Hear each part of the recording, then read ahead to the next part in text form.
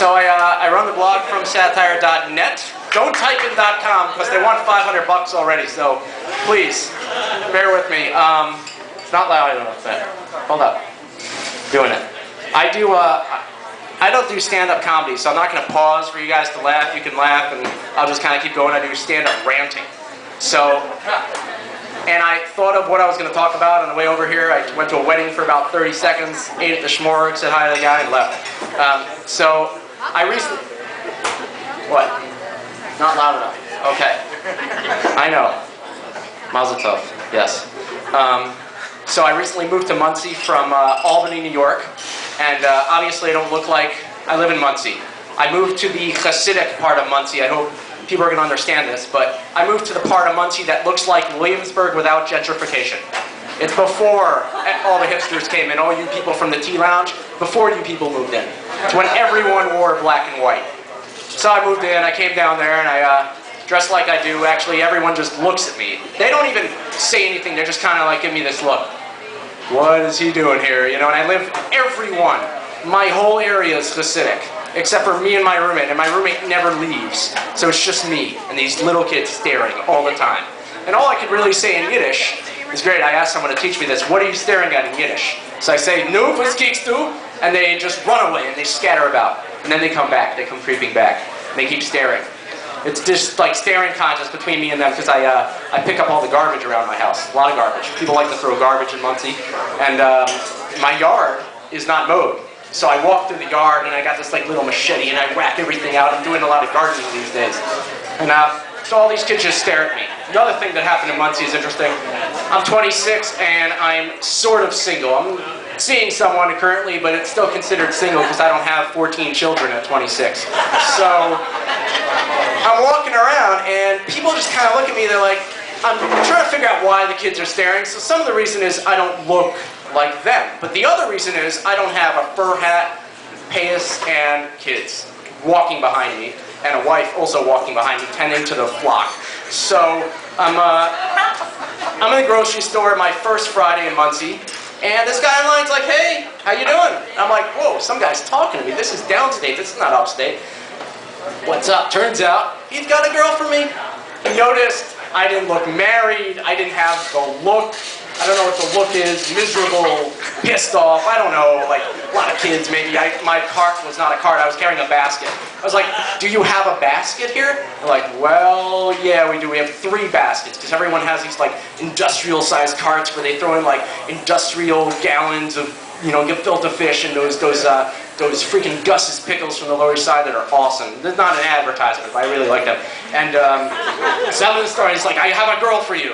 She's like, what's your name? And I'm like, Heshi. He's like, Heshi? Wow, it's such a Yiddish name. Where did you get such a name? Like, he's thinking I'm some like guy who like went off the derech, and I'm like, I don't know, like my name's Svi, and Heshi came about somehow, whatever. So he's got a girl, whatever. A lot of people have girls for me, apparently. The people in my office, they all have a girl for me. Everyone's got a girl for me. My boss comes up to me, I have the perfect idea. They come running and they're like, Heshi, you're gonna love this one. She's a bus monitor in Beisako. She's 18 years old and she's out of the box. That's what they like to say.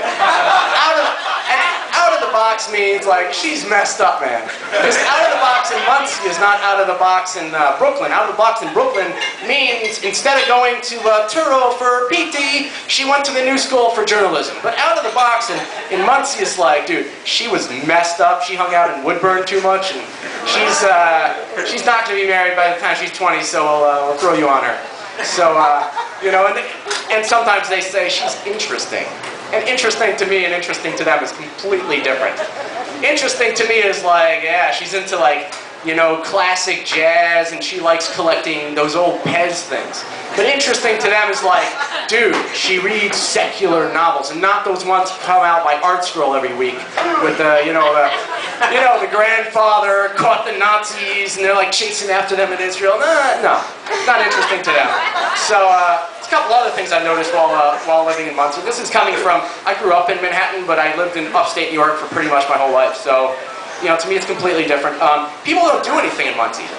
All they do in Muncie is eat and shop, and then eat some more. And Saturday night, if you don't eat, I mean, I eat, but I'm paycheck to paycheck, so I don't eat that much. So I go to New Square. And I know that's kind of weird. Like, I'm going from like Spring Valley, which is semi-Hasidic ghetto. I mean, this is like from Mea Sharm to B'nai Brak. I don't know if anyone of you can relate to this, but New Square is like a village of 20,000 solid Hasidim. And this is not Hasid. This is not Williamsburg, man. This is not Williamsburg. This is not Spring Valley. This is where they walk on separate sides of the street. They have signs that say men and women. I don't know how they get to the other side if they have to go to their house. You know, they're like digging up a street and you're wondering how the businesses get businesses. That's what I'm wondering. Like, how do they, what if they walk to the other side and they spend too much time on that other sidewalk? Is there like a bunch of people with pitchforks and lanterns come out? Is that how it works? So I went to New Square on Saturday night, and I love New Square, by the way. I am all about them. They are like so hardcore, and they're like contained. So they're not like pushing their insularities on everyone else. They're in their own thing. They're doing their thing. It's awesome. So I went there to hear Havdalah. It's like at 2 o'clock in the morning, by the way. They like, everything has to be like 3 hours late. It's not, and if it's on time, it's 3 hours late. So I went there, and this guy made Havdalah on one of these like torches. It was awesome. And suddenly a fight broke out. This fight broke out, and I'm like, oh my god, they're fighting with each other. I felt like I was at a Maiden show or something. Seriously, everyone's like throwing each other off the bleachers. Yeah! What's up? I'm not even such a Maiden fan, but my brother likes Maiden. So I figured, you're filming sideways, it's never gonna come out. And I'm serious, right side up, dude. And so they start fighting each other, and the Rebbe was there, and they were like tackling each other down. I'm like, oh my god, it's a fight. This is cool. I'm kind of scared at the same time. This guy's like, nah, man, they're fighting over the wine. I'm like, dude, that's some kick-ass wine. That's not Manischewitz, man. They got that freaking like Baron Herzog Special Reserve '93 or something. So. And they were like taking the Battle Scar wine. You ever see them like do the whole pinky thing? You know why they do the pinky thing? Does anyone know why? I know you're thinking it's some underground, Kabbalistic like sort of thing, but really it's to war paint for the Gashmias for the week ahead. It's what I tell BTs actually. It's my BT thing. I love messing with BTs, man. Messing. I know there's some BTs, I'm kind of like a BT myself, man. Tell them to like drink the Maya Makronim. Like, dude, it's a Simon Bruff. It's a Simon Bruff. Take it down, man. And when they're like doing Hagbah, I'm like, no, it's not this, man, it's this. There's something about how this is not tznius. It's the salute. You must salute. You can always, how much time do I got here, man? I can just keep going, Let's keep going? Wrap it up. He wants me to wrap it up. I'm sorry, guys. One last thing. Let's think. It's like I'm going to do a last thing. I don't know. What should I talk about? Let's do a last thing. Shomer Negia. They want me to talk about Shomer Negia. With Kevin and Tali are filming. They're doing a documentary on Shomer Negia, and I one time ranted for them. So I guess I'll do some Shomer Negia lines. My favorite kind of Shomer Negia is Shomer until opportunity. This is like, you're Shomer, but you know what's gonna happen when you're drunk and you're at one of those yeshiva rebel parties in Flatbush. You know what's happening. Shomer until relationship is classic. My favorite in the Frum community, the Frum community is Orthodox Jewish community. My favorite one is fictional Shomer Negia. Everyone thinks you're Shomer Negia, but like I saw you two sitting on the couch and you weren't like jumping away. Then you have, besides fictional, the best, not really fictional stuff, bad, semi-fictional Shomer Negia. This is when everyone knows you're not, but your rabbis and your parents think you are. You're all like, oh, I'm going to sleep in my friend's house. Yeah, sure.